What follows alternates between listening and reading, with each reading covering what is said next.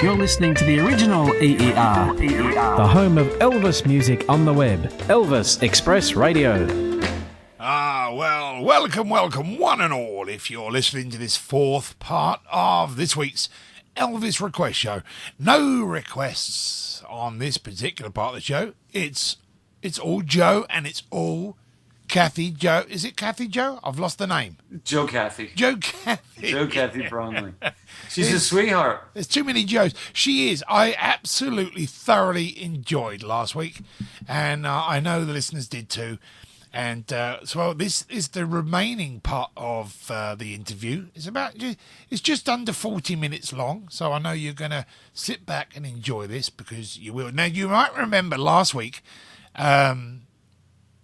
Joe told a story about Elvis going to the bathroom. Right, Joe Kathy did. Joe Kathy told the story and said about, I didn't know he did that. Right. Well, we tracked it down. It's been tracked down thanks to Tony Stutsbury, who sent us the file, and we'll play that for you right now, and then we'll go into the concluding part of Joe's interview. Well, you introduce her interview, sorry. Yeah, Joe Kathy Bromley. She's a sweetheart. Elvis knew her as JC. This is the last part of it. Enjoy. Thank you very much, Joe, and thank you very much, Joe Kathy. Thank you very much. You sound like a very good audience. Thank you very much. Good evening. You'll never guess where I was when the intro came on. You tell us some fast movies. I'm in the bathroom. First time that's ever happened to me. I don't do things like that. That's what a lady said to me the other day. I went to a football game. Listen to this. Went to a football game, and the lady said, she asked a friend of mine, she said, I hear the Elvis Presley's in here at the football game. And the girl said, yeah. She said, I hear he's down at the game. You're staying at him in the press box. Yes. She said, I hear he's in the bathroom. She said, yeah. And the lady said very seriously, I didn't think he did that.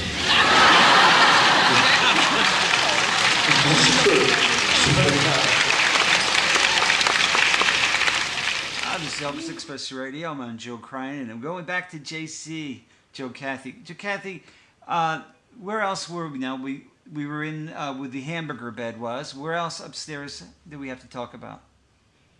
Well, really upstairs, I never went up to the attic. There was another stairway that led to just a little area on the back of the house upstairs. You can see it from the back, but I never went up there. But the only thing I remember was, right off of Lisa's room, it looked to me like what was once a closet, and it had a twin-size bed in it. And I know from time to time he might have a nurse spend the night at the house, and whoever the nurse was, she would sleep in that bedroom.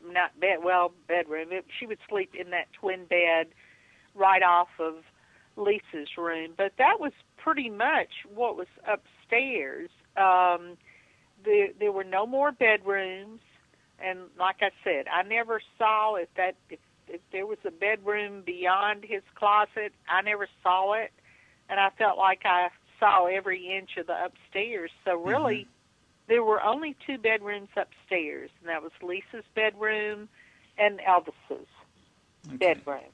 Hey, the Memphis Mafia, did you get along with everybody? Oh, yeah, I definitely did. There were some people that were no longer working for him at that time. Then, like Joe Esposito, I didn't really know Joe. I only met Joe in Las Vegas because he didn't stay in Memphis all the time. Now, I've met him in previous years, but I felt like I got along with everybody. I especially got along with, and I don't want to be disrespectful by using this expression, but that back then, Elvis had employees, and they were either cooks or maids. And, he had various women, and some were there during the day, and some were there during the night. And I remember one in particular, and I knew all of them, but my favorite was Lottie, and you never hear much about Lottie. And recently I read an excerpt from Dick Grobe's book, and he mentioned he asked Lottie, it was, I guess, during the night of the 15th and early morning of the 16th of August, about somebody who was or wasn't at Graceland. And really, that is the first time I have ever even heard anything about Lottie. But Lottie was my favorite, and I believe, and Elvis knew she was my favorite, and I believe he really loved her too. But one day she came up to me, and she called me Miss Jessie. And she said, "Miss Jessie, I want to tell you something." And I said, "What's that, Lottie?" And she said, "I just want to tell you that you are more like Miss Priscilla than any lady Mr. Elvis has ever brought to this house." And it just made me feel just so good and so special, because they loved Priscilla. And, she was a part of the family, and they were a part of her family.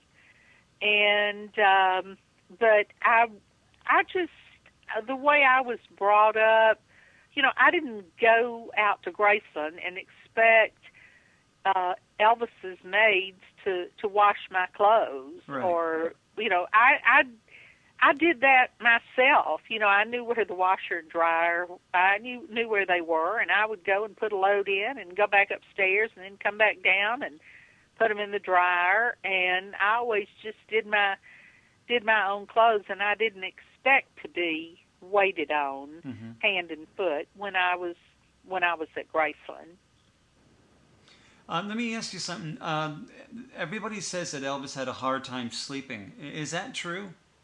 Yes, he did.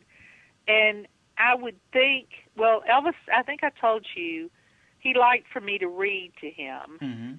Well, it was hard for me to read him. Sometimes it was hard for me to read to him, unless it was on the weekends. But, here I was teaching school, and I would teach school. I had to be at school at 7 o'clock in the morning.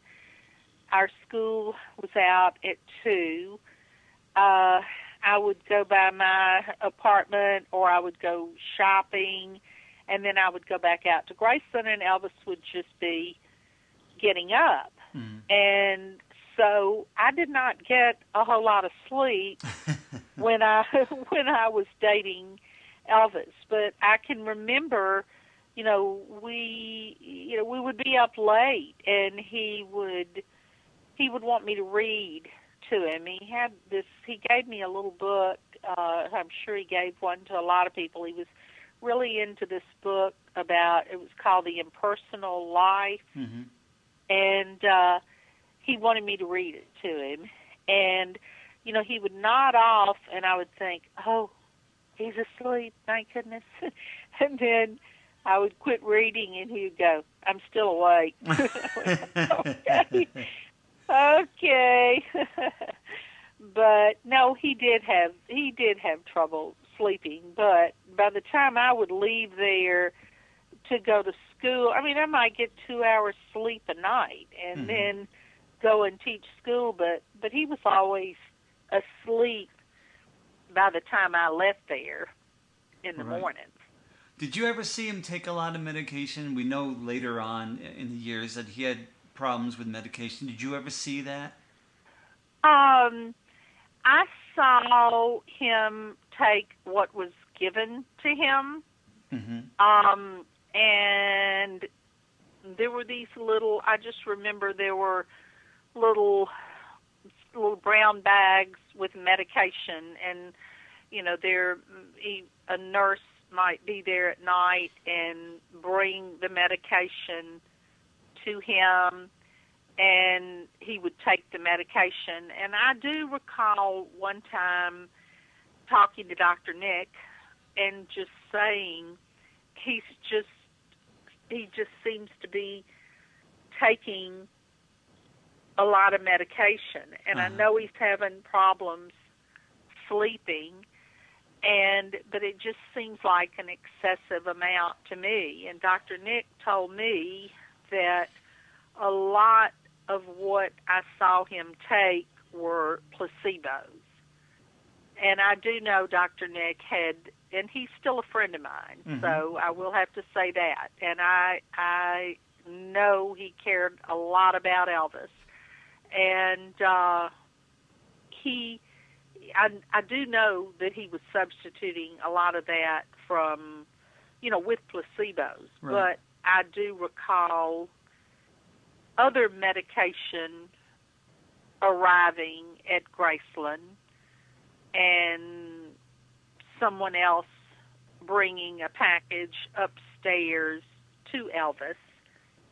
I don't know, you know, what was in the packages. Right.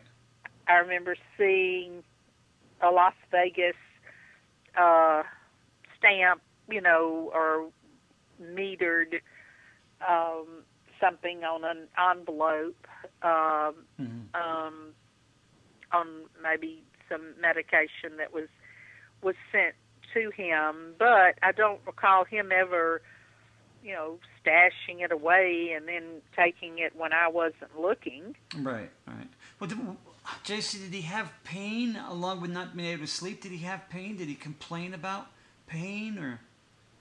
He would complain about, I remember him complaining about back pain, and I hadn't even thought about this in years. You know, I'll forget things, and then somebody will ask me a question, and it'll make me remember. But I remember he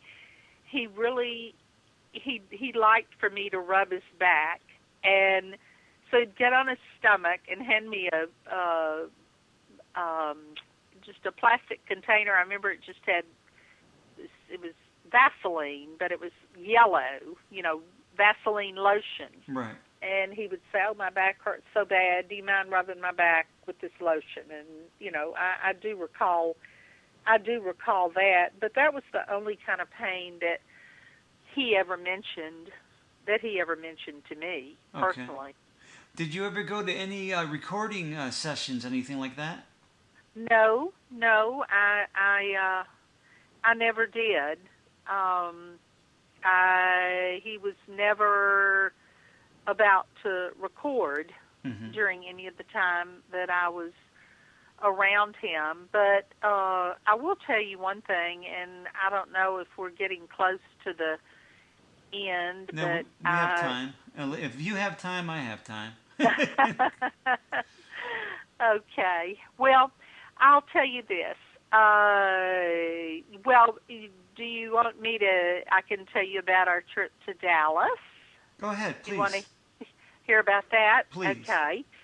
Because I think I read on your thread that somebody asked a question, and whether they were asking me or not, whether Elvis ever got angry. Yes, yeah. Was that something you were going to ask me? Yeah, it's here, yeah. Okay. Well, Elvis kept telling me that we were going to Dallas one week, and we were just going to fly there late one afternoon and come back, and there was a racquetball complex that he wanted to see where it had plexiglass walls. So every day he would say, come straight to Graceland because we're going. Well, every day I would come straight to Graceland, and we never went. Well, we didn't go for about, say, 3 days. And then finally, I was teaching school, and the secretary called me over the loudspeaker and told me I had a phone call. So I went into the office, and, I thought the poor lady, her face was so red. She was so excited because Elvis was on the phone and wanted to talk to me. And he said, JC, now, we really are going to Dallas tonight, so come straight to the house after school. And I said, okay, I will. So we flew in the Jetstar to Dallas, and as I mentioned, I was teaching school at the time, and my students knew that Elvis had given me a car. And one of my students, Elvis loved my stories that I would tell him, and one of my students came up to me and she said, Miss Brownlee, are you dating Elvis Presley? And I said, well, I don't discuss my personal life with students. And she said, well, I went home and I told my mama that you were dating Elvis Presley. And she said there was no way because Elvis only dated beauty queens and movie stars. So I went back to Graceland one day and told Elvis that, and he thought that was just hilarious. So we flew to Dallas. Well, the owner of the racquetball complex drove in his Rolls Royce to pick us up at a private airfield there. And so we got in the back seat, and Elvis smoked those little cigars or whatever they were. And he always wanted me to light his cigars for him. He thought it was a very feminine thing for a lady to light a man's cigarette or cigar. So I lit the cigar. Well, the owner of the, what kind of car did I say it was? Rolls Royce. Rolls Royce. Yeah. He said, I don't allow smoking in my car. Well, I thought, that's the end of this trip. I thought, we will never see the lights of that racquetball court. He was furious. Really? And we were sitting in the back seat, and I mean, I of course will not repeat what Elvis said under his breath. I mean, I just thought any minute he was going to tell the man, stop the car, let me out. I mean, he was just saying to me, I could buy 10 of these tomorrow if I wanted to, and, that's so-and-so, and imagine him telling me not to smoke in his car. So, but we went ahead, and we got to the racquetball court, and we thought it was going to be closed. Well, it was like they had told every member that Elvis was coming. So we walked in, and I can't remember if we were holding hands or whatever, but we were together. And we walked in, and they had roped it off, and, all the members were standing around. And all of a sudden, this girl over in the corner said, "It's Joe Cathy." And Elvis looked at me like, what is going on here? And so I walked over there, and he walked with me, and it was a girl that I'd gone to high school with in this small town in Mississippi. And Elvis thought that was hilarious. He told the guys when we got back on the plane, he said, we go all the way to Dallas. We walk in, they don't say, it's Elvis. They say, it's Joe Cathy. So he thought that was kind of cute. Yeah. But, okay. Oh, I'm sorry. No, keep going. Oh, okay. But, no, that made him so angry. And, of course, he had to tell everybody about what the man said to him in, about not smoking. In fact, the man, his last name was Stern, and he passed away, I don't know, several years ago, and actually, a gentleman recently got in touch with me because he was writing an article about Elvis visiting Dallas, and in the man's obituary, he had two claims to fame. One was that he wrestled a bear, and two, he told Elvis Presley he couldn't smoke in his car. Jeez. That's pretty sad. That's all you have in your obituary. Yeah. Did Elvis get mad a lot? He would get mad at various things, but he'd get over it fairly quickly. And but that was really the main time when I really saw him get angry. I mean, I was glad he wasn't mad at me, but he was very angry with that man. Were you told, or did you just know that you weren't allowed really to tell anybody what was going on up on that hill? I was never told anything. They just knew. Never. I mean, I think that Elvis knew from the very beginning that he could trust me, and he didn't have to say, he didn't have to tell me, don't tell this and don't tell that. I mean, he was very perceptive. He knew who he could trust. Well, I mean, I say that. I would think women-wise, he knew who he could trust, and he knew who he couldn't trust. He knew who was there for what he could buy them, and who was there because they cared about him. Right. Did you ever meet Colonel Parker? I never met Colonel Parker. I saw him in the casino in Las Vegas, but I never met him. I mean, he did not come to Memphis while I was with Elvis. Yeah. Did Elvis ever say that Colonel Parker? Did it ever? He may have, yes, he may have said that. In fact, you know what? I do remember him one time. He was real excited. I remember we were on our way to play racquetball, and we would go to various country clubs around town to play racquetball.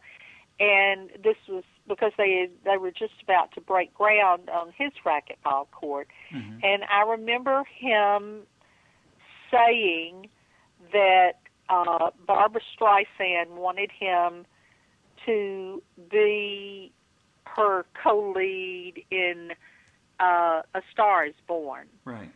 And he was real excited about that. But I remember him saying something about, well, I've got to get that one past the Colonel first or something. No, I don't know if those were the exact words, but I know he was concerned that Colonel Parker may not want him to do that.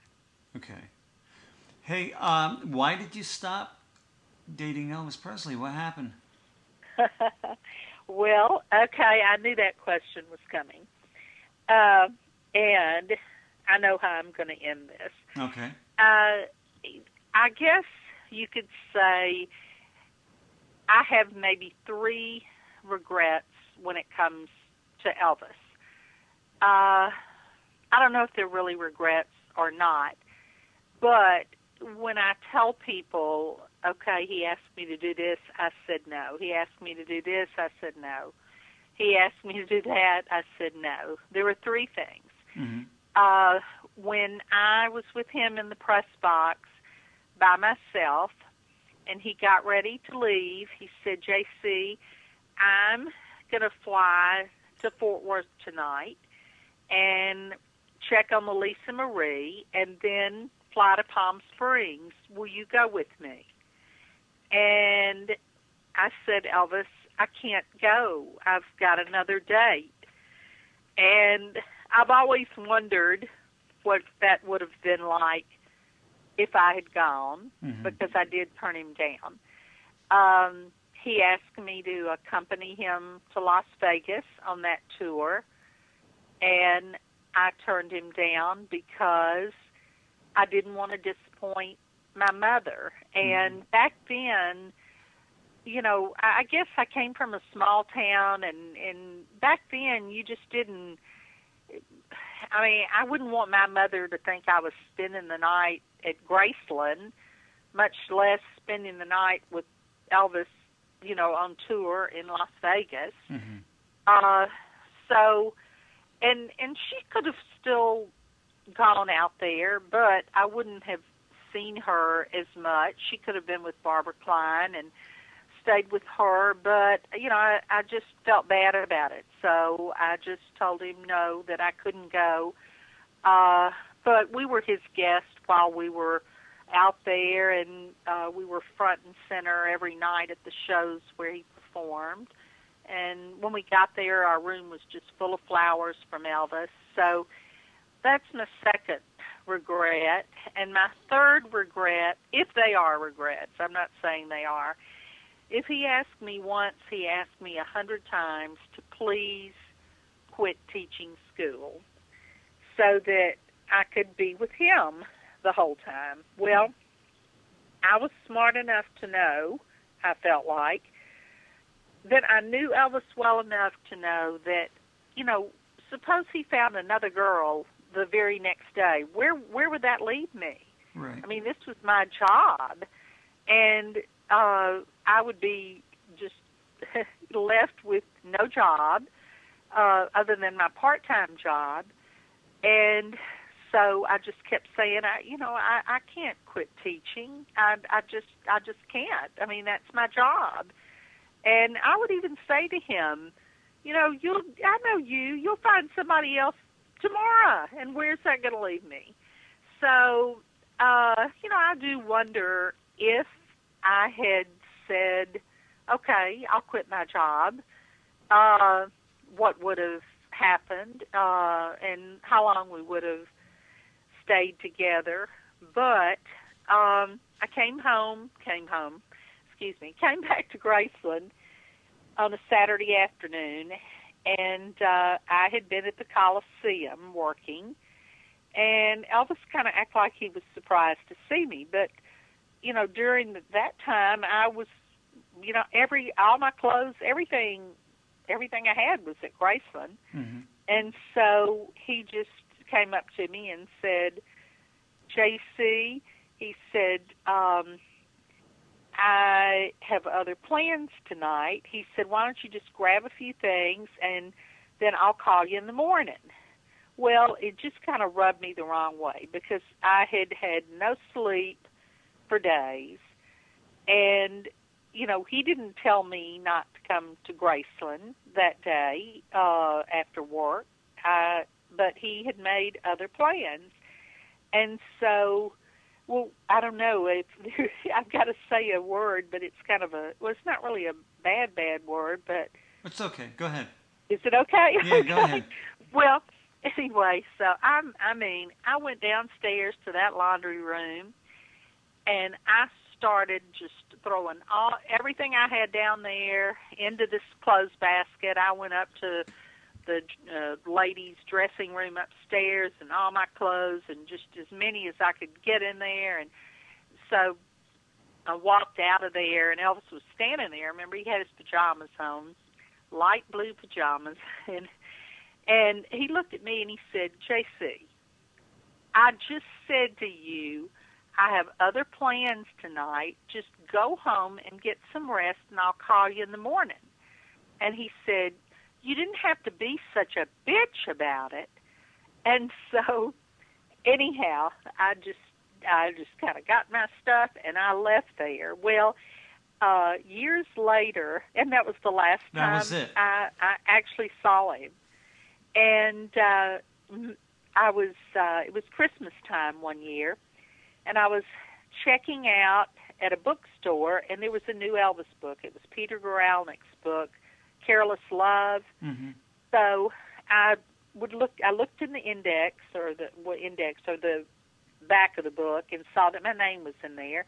So I bought one for one of my sons, one for my mother, and one for me. And the next morning I gave it to my mother, and so she flipped immediately to the back to see if my name was in there. And she went and read those parts, and it said in there that Elvis said to me, well, you didn't have to be such a bitch. And so my mother said, well, Joe Kathy, I loved him reading about you, but she said he called you a bitch. And I said, Mama, I considered it a compliment. So, Did he ever try to get in touch with you again? not that I recall. Not that I recall. I did not get back with my old boyfriend. That was kind of over with, and I never really. I had to go back to Graceland one more time because I did have some other things that were still out there. But when I went, he was asleep, and then the next thing I knew, he was back with Linda again. Uh-huh. So, and Linda and I know one another, and we actually had dinner 2 years ago at the Rendezvous here in Memphis with a whole group of people. I think you said, you know, my friend Andrew Hearn from Great Britain, and he had arranged it. And so Linda and I, there was one gentleman sitting between us, and he said, well, when did you date Elvis? And I looked at Linda, and I said, well, I dated Elvis between Linda and Linda. Goodness.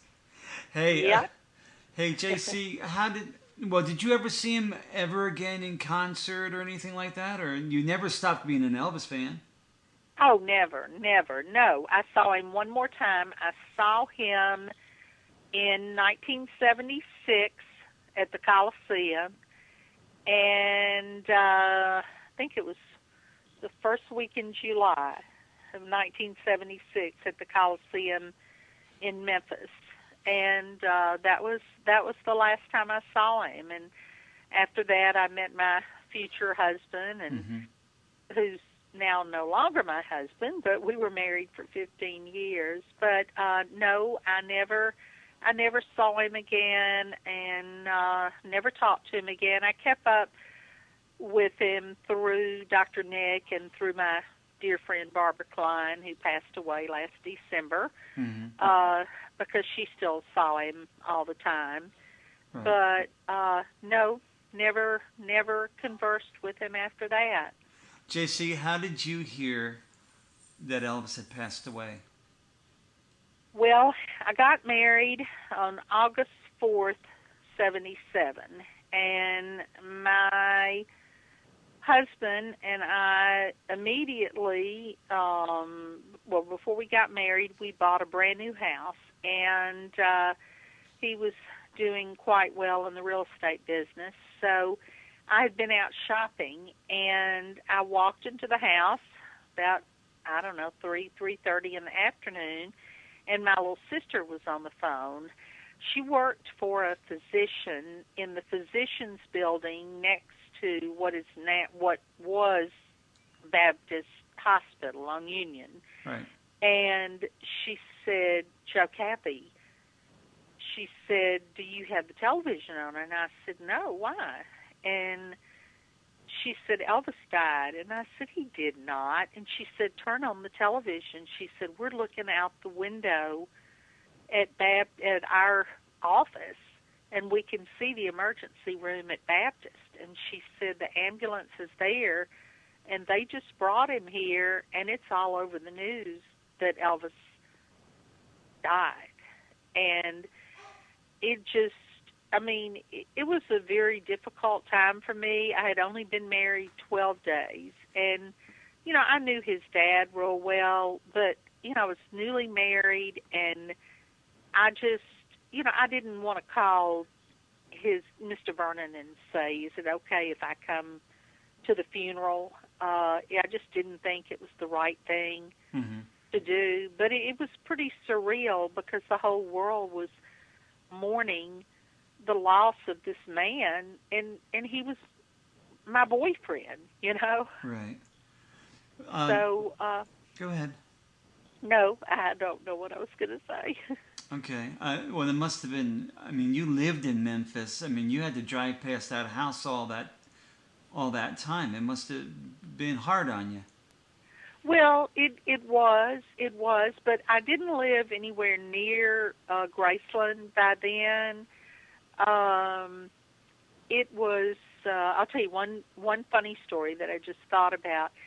When Jack Soden moved to town, he and his wife were friends of ours. We were probably, some of the first friends he ever had, and he invited us when they first opened Graceland, and we went on a private tour, and they were upstairs in the kitchen waiting for us, and there were a few other people out there too, and Aunt Delta was still living then. And so I took my then husband, on a tour of Graceland, of course not the upstairs. And when we were downstairs, I pointed to this one door, and I said, "Oh, now that's where the washer and dryer is." Mm-hmm. Of course, that's not on the tour now either. But, I just remembered that because I always washed my own clothes. So I walked up the stairs, and Aunt Delta was standing there, and she was holding Edmund, her dog. And I went up to her, and I said, "Aunt Delta," I said, "do you remember me?" And she said, "I sure do. You're the one who used to wash your own clothes." Oh, goodness. And I thought, well, I guess that's my claim to fame. At Graceland, I washed my own clothes. JC, what do you think of the everlasting popularity of Elvis Presley? Oh, goodness.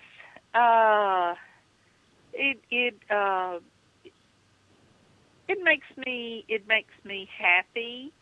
I love to go out to Graceland and go with out-of-town friends and go through there and tell them what I remember about different parts of Graceland. I love seeing, people of all ages out there. It's just, the whole thing is just amazing. And I mean, if you could see you probably can, because I guess we're friends on Facebook, but I have so many Elvis fan friends on Facebook, and really, I would say I've met 60% of them in person. And I never really did anything in the Elvis world until 2007, and Andrew Hearn, as I mentioned, convinced me and my friend Barbara Klein we called it coming out of the Elvis closet. So that's when we decided to come out of the Elvis closet and mingle with the fans, and we used to speak at, well, we still do. I do. Barbara's no longer with us, but at various events, not for EPE. They've never asked me to do anything, but for different people that have Elvis events. But I've just, I consider some of the Elvis fans that I've met my best friends in the whole world. That's great. Yeah, I mean, I wouldn't take anything for them. We call ourselves EFF, Elvis Friends Forever. There you go. Hey, JC, thank you very much for doing this for us. I've really enjoyed it. I hope you had a good time. Well, I have. I just feel like I have just been so ADD and all over the place. No, but you did just fine. I hope I've made sense. You did just fine. So thank you very much, hon. Well, thank you too. I appreciate it. Love me always, promise always. Ooh, you'll remember too.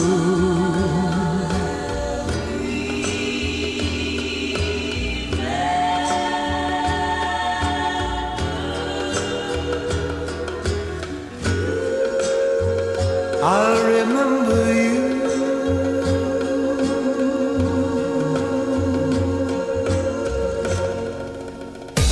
This is EER. Often imitated, never duplicated. The original Elvis Express Radio. For the fans, by the fans.